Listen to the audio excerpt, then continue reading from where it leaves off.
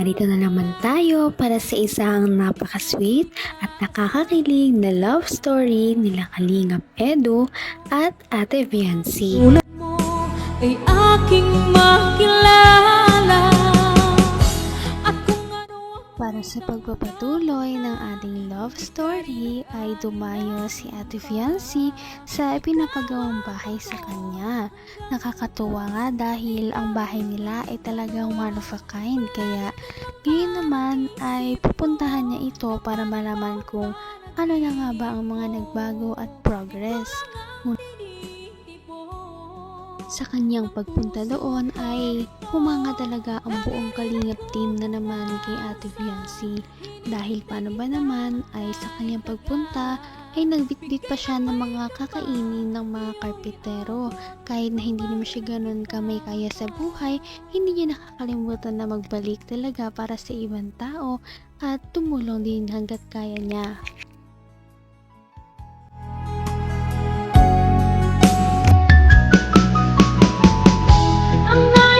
Yata ako doon ah. Ang birat. Nalaging kamay ko doon. Sino tayong taas? Tingnan nga natin yung taas. Yung bahay niya kung... Hello. Ingat, para madulas. Ay, wow. Wow, grabe oh. Ano to? Kwarto rin pala to. Ano po? Kaya yung kwarto dito. Dalawa eh. Saan mo ilalagay yung mga gamit mong marami? Kadami-dami mong gamit. Puno na yung bahay ng gamit mo. Ang bihira ka. Dapat malaki ang kwarto mo eh. Tapos dito, CR mo. Ha? Ang ganda. Mahal-mahal ka na sponsor mo eh. Ay, ito yata sa'yo kasi mas maganda dito. Bako. Ganda pag umaga po. Maganda dito. Buksan mo din sa Sigurado. Ano? Sobrang ano dito. Maliwalas ano? Ako, lapit mo na. Baka araw-araw na dito si Doc. Ay. Bongga. Bongga, mayaman ka na. Mayaman ka na. Naabutan mo na agad ako. Mayaman ka. Patida ka ba? Wala ka pang ginagawa. Papatuloy mo ba ako dito sa bahay niya? Siyempre. Ay, makikilive ako dito. Sa buong history ng pagpapatayo ng bahay ng buong Kalingap team, ang bahay ni Ate Viancy ang pinaka natatangi dahil ito lamang ang nagkaroon ng groundbreaking ceremony, lalong-lalo na at nagkaroon din ito ng ikalawa pang palapag dahil napakarami kasi sa mga sponsors ang sumusuporta sa kanya na gustong magkaroon siya ng malaking bahay. May dami mong gamit. Puno na yung bahay niya ng gamit mo. Ang bihira ka. Dapat malaki ang kwarto mo eh. Tapos dito, CR mo. Ha? Ang ganda. Mahal-mahal ka na sponsor mo eh. Ay, ito yata sa'yo kasi mas maganda dito. Bako. Ganda pag umaga po. Maganda dito. Buksan mo din sa Sigurado. Ano? Sobrang ano dito.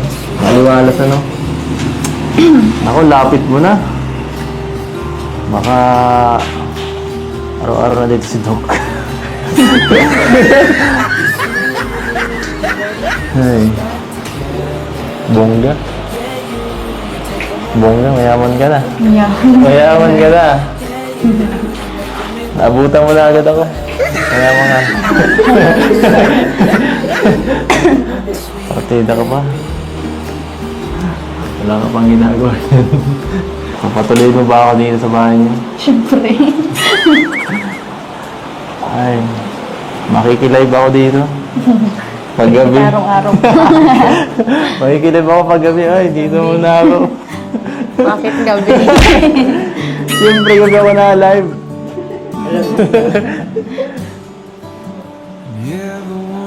Kaya hindi po ako minsan nakakapanood ay. Anong oras na kayo na-live? Hindi ka nanonood talaga. Hindi. Ay. Ano? Ano masabi mo? Thank you Masaya po. ka na? Thank you sa mga nag-sponsor din po kasi Kuya Rab, siyempre, kay Kuya Van. Siyempre, Masaya. site bossing. Kahit saan talaga magpunta ang EDC Love Team, talagang pinapakilig nila ang mga tao sa kanilang paligid.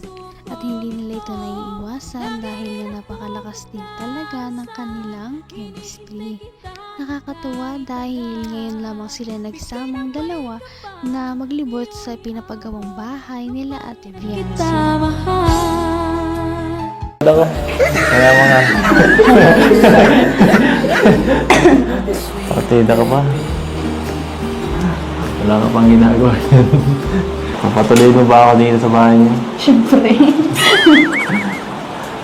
Ay, makikilive ako dito. Paggabi. Araw-araw. Makikilive ako paggabi. Ay, dito muna ako. Bakit gabi?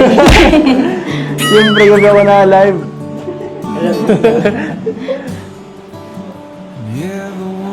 Kaya hindi po ako minsan nakakapanood ay. Anong oras na kayo na-live?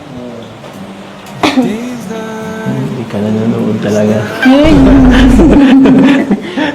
Hindi. Ay.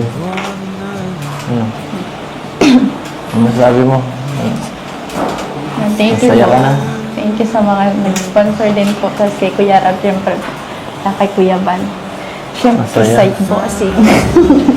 Masaya ka na?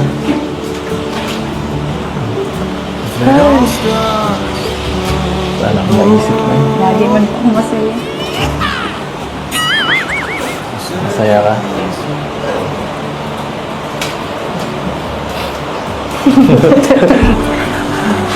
Tudala ako. Cute mo.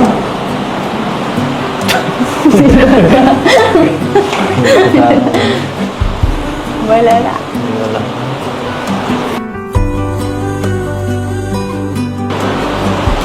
Ay. Baka ma-miss mo yung ano. Baka ma-miss mo yung dagat. Baka ma-miss mo sumayaw sa dagat niya, no? Wala na eh. Wala ka na dito makikita ang dagat. Malayo-layo. Pwede man po yung punta. Paano yun? Mas malayo ng bahay. Ano mo? Eskwelahan mo niyan. Ano, dun pa din. Doon pa din po ako maano. Mas nga ano. Pwede po, doon ako Nakakakilig talaga ang love team na ito. Hindi na lamang si Kalingap Edu ang gumagawa ng paraan para magpakilig sa mga viewers, ganon na rin si Ate Viancy. Siguro nga ay hindi na lang ito dahil lamang sa love team na mayroon sila, ngunit dahil talagang na-enjoy nila ang isa't isa kahit na wala mang camera o meron. Abot kamay na kita. Dito, masarap dito magpaulan, no? Sa harap. Sarap dito tumalan, no? Tumalan ka.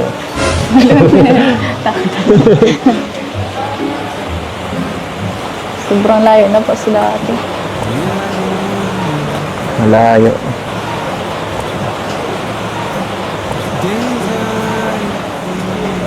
Lumapit ka eh. Lumapit na. Sobrang lapit na lang sa kaysa sa dati. Dito mo ako tatanawin, halimbawa. Halimbawa, nandiyan ako, dadaan, ano? Tapos, paano mo ko babatiin nun? Pag dumaan ako dyan. Hi! Ganun. Mas maganda lang ang bungad mo yan. Kapag ano, maganda dyan tumambay. Pagka maganda ang panahon. May parang terrace pa sa, ano, sa taas. Napakaganda. Grabe. Walang ganyan sa amin. Nakaingit. Nakaingit ka. Tapos, kape-kape ka. Invite mo naman ako pag mga ganun, ha? Hindi yung pinapauwi mo ako lagi. Hindi ko ako. Pinapauwi mo ako lagi. Nakakatid pa. Sumbong mo ako. Ha?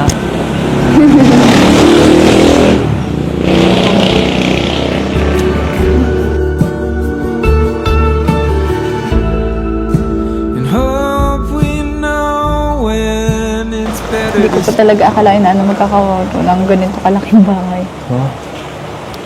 Kaya nga eh. Alam ko lang po talaga yun eh. Yung kumbaga mga pabahay lang talaga ni Kuya Rab. Ganun na lang po Simple lang. yung gusto ko. Sana nga ay makalipat na si Ate Fiancy at ang kanyang pamilya sa kanilang bagong bahay. Sana ay matapos na ang pagpapagawa dito para makalipat na sila at hindi na sila palagi nag-aalala kapag may mga unos man na dumating sa kanila at mas magiging maginhawa na ang kanilang pamumuhay.